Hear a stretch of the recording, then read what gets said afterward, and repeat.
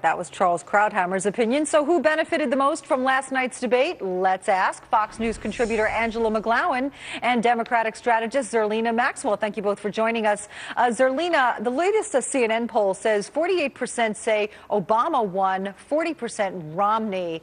What do you think? Oh, it's no question President Obama came out on top last night. I think what he did very effectively was make Mitt Romney an unacceptable alternative. I mean, Mitt Romney came out last night and basically doubled down on agreeing with the president after 2 years of running as a severely conservative candidate. And so moderate Mitt came out last night and agreed with the president on so many different things. And foreign policy is so critically important. We're putting troops in harm's way. We need a candidate who is serious about these issues and is consistent. Angela, you disagree. Well, moderate Mitt, that's pretty good, Zerlina. Listen, Mitt Romney had to do three things last night. He had to prove that he could pass the commander-in-chief test. He did. He had to prove that he was well-versed on foreign policy. He did. And he had to prove that he was not a warmonger. He did. He was very presidential. Now, Obama had to do one thing. He had to get Mitt Romney off of his momentum. He did not do that. So if we look at that, then Mitt Romney won.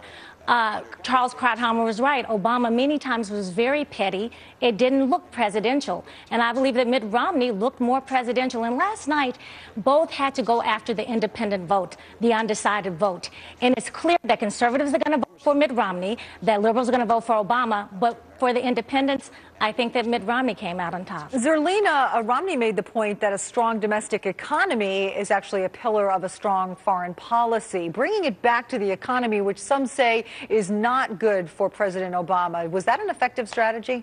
I think that it is true. I would agree with Romney that foreign policy and domestic policy are critically related and important. However, I think that what he left out was that the two wars that the Bush administration fought created the deficit, are a very large portion of the debt and deficit that he rails against at all times. And so I think it's important for Romney to say, he's not going to go to war with Iran. That needs to be the last option of all of the available options. And when you have 70% of your foreign policy advisors holdovers from the Bush administration, that's a really hard case to Angela, the last word. When people go to the ballot box, they're going to vote their pocketbooks. It was very smart for Mitt Romney to bring it to the economy. A lot of people are not thinking about foreign policy. And if we don't have a strong, prosperous America, how are we going to be the leader of the free world, that beacon on the hill? Angela McGlowan, Zerlina Maxwell, thank you both for joining us this morning. Thank you for having us.